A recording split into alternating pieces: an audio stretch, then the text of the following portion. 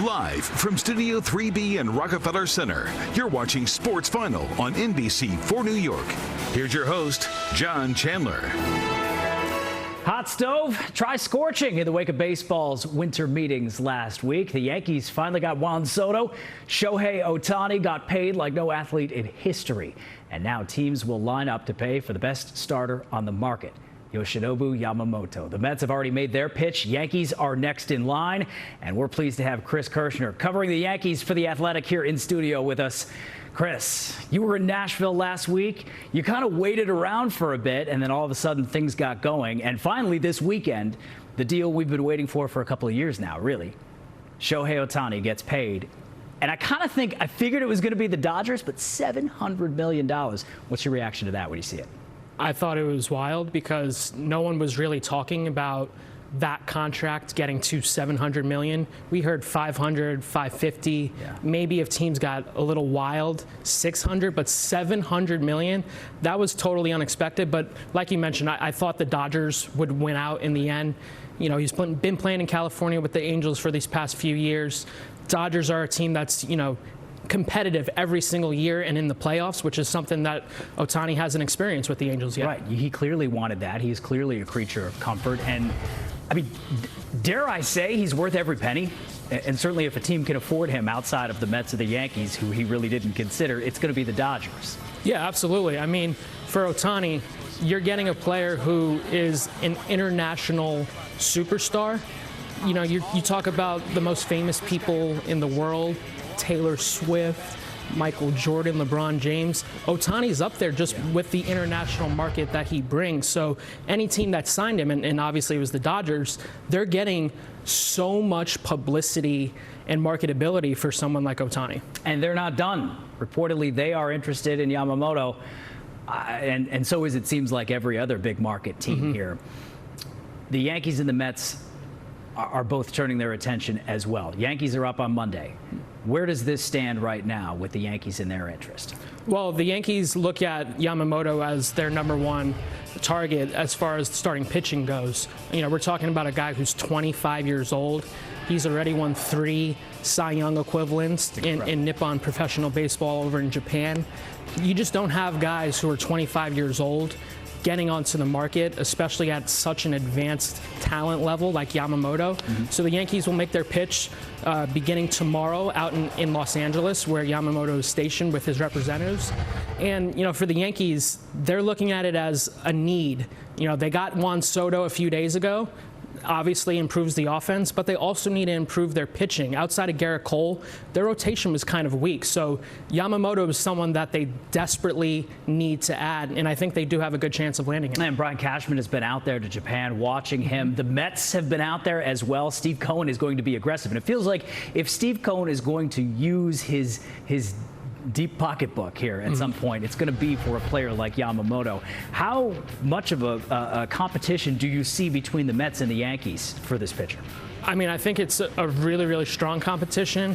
We haven't had a Mets-Yankees rivalry on the free agency market in quite some time. You go back to the early 2000s with Carlos Beltran, way before my time, before I was born, Dave Winfield. So it's been some time where it's been a Mets-Yankees battle like this one is shaping up to be. And for the Yankees, I think they have to be concerned with Cohen specifically, just because, like you mentioned, he's the richest owner in the sport, and he could take it to a level that Hal Steinbrenner may not want to go to. So if I was a Yankees fan, I think that's what I would be concerned with the most. And it feels like he almost has that pressure to do it, Steve Cohen. Absolutely. Like there's an expectation from Mets fans right now that, okay, we want to see this happen. Yeah, 100%. The Mets were, frankly, awful this past season.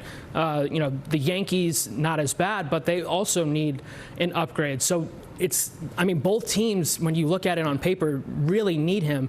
And the Mets, their pitching was, frankly, worse than the Yankees this past year. And they need to make a big move on the market. And Yamamoto would definitely be someone that they would target. So you're seeing Hal Steinbrenner now getting aggressive, and it, certainly comes to the surface in the Juan Soto trade. But I think after I don't want to say and the Yankees were tentative in the off seasons past here, but they seem to realize And maybe they're listening to outside noise, whatever it is. Maybe it's going 82-80 and realizing that's unacceptable.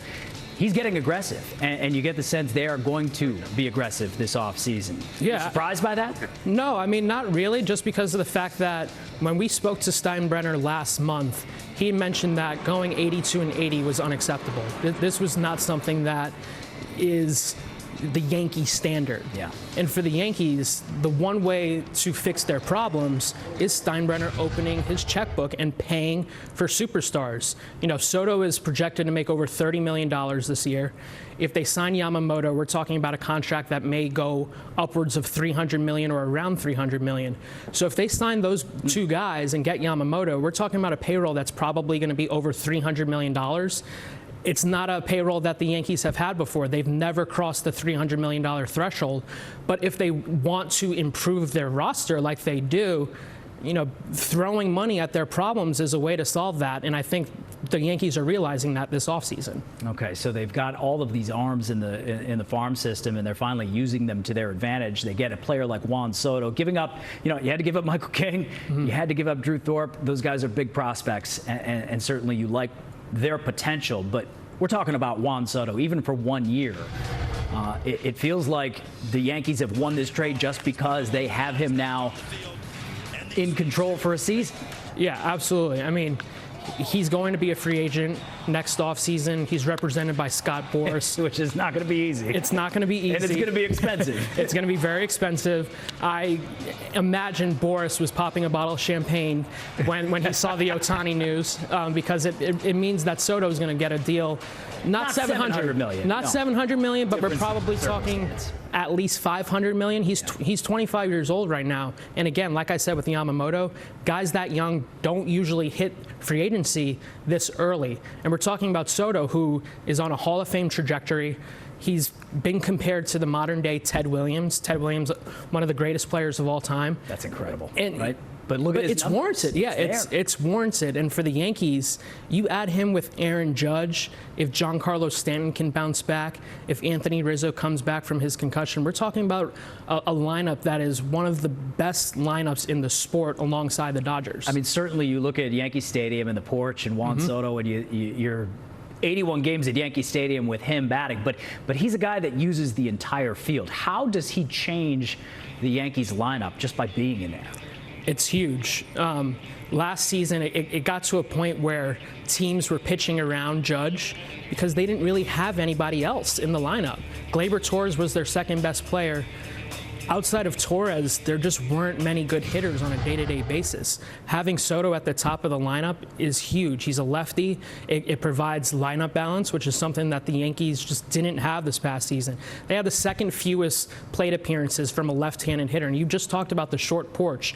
You want to take advantage of the short porch, and they just didn't do that this last season. So having Soto in the lineup is a game changer for the Yankees. And oh, by the way, they went and got Alex Verdugo, which is, I wondered if they would be flipping him in some sort of a deal. But Aaron Boone talked about how they had their eyes on him for a while, and certainly he tormented the Yankees wearing a Red Sox uniform. Where do you think Verdugo fits? Not just with his bat, but he's got a great glove. Yeah, absolutely. You know, he was a Gold Glove finalist this past season in right field. Right field in Fenway is kind of similar to left field in Yankee Stadium in that it's very spacious. So right now, after talking with Boone in Nashville at the winter meetings, the plan right now for the outfield alignment is having Verdugo in left field, Judge in center field, and Soto, who profiles as a very poor defender in right field. Right field's kind of easy to play at Yankee Stadium, so you want Soto, who's a lesser defender than Verdugo, in right. But, you know, it is a risk to have Judge in center field because, you know, he missed 2 months last season with a toe injury. Yeah. He's going to turn 32 this year. You want to preserve him. He's under contract for 8 more years. So Frank Grisham it's a risk. Comes into play. Absolutely. Yeah. All right, Chris Kirshner, who, you know, his article at The Athletic going inside the Juan Soto deal is certainly worth a read out there. We appreciate you coming in, talking some Yankees baseball, some Mets baseball. Just good to talk baseball here in December. Yeah, thanks for having me. We wish you the best. Have a great holiday, okay? You too. All right, Chris Kirshner from The Athletic.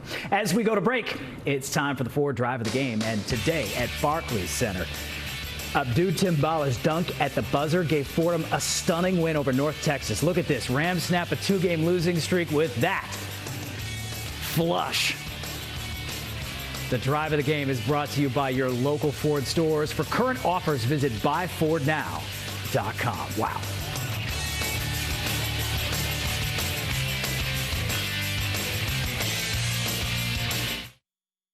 This is the greatest.